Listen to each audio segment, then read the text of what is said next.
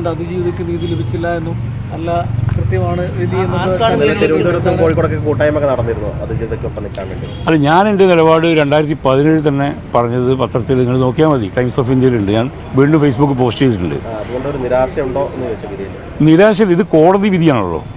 കോടതി വിധിയിൽ പലപ്പോഴും പല വിധികളിലും നമുക്ക് നിരാശയുണ്ടാവും, നമുക്ക് സന്തോഷം ഉണ്ടാവും.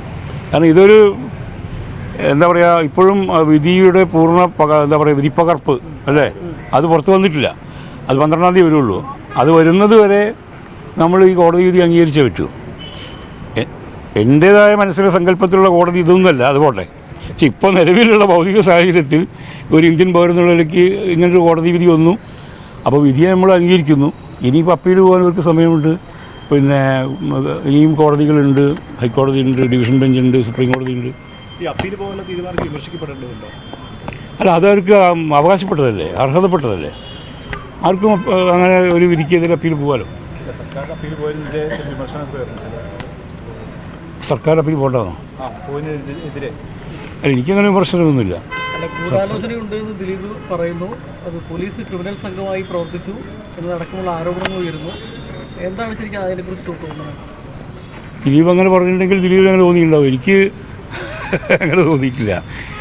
ശരിക്കും അങ്ങനെയാണെങ്കിൽ എനിക്ക് തോന്നുന്നു ദിലീപ് അയാളെ 85 ദിവസം ജയിലിലിട്ടതിനെതിരെ അല്ലെങ്കിൽ ആ ഒരു നടപടിക്കെതിരെ കേസിൽ പോകേണ്ടതാണ്.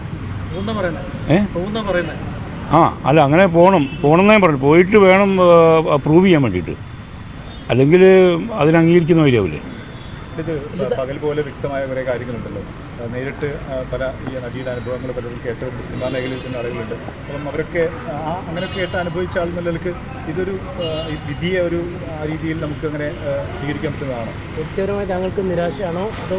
അല്ല, വ്യക്തിപരമായിട്ടുള്ള അഭിപ്രായം ഞാനിപ്പോൾ നിങ്ങളോട് ഷെയർ ചെയ്യുന്നില്ല. അത് ഇത് ഒരു വ്യക്തിയോടല്ലല്ലേ ഞാൻ പറയുന്നത്, മൊത്തം ലോകത്തിനോടല്ലേ.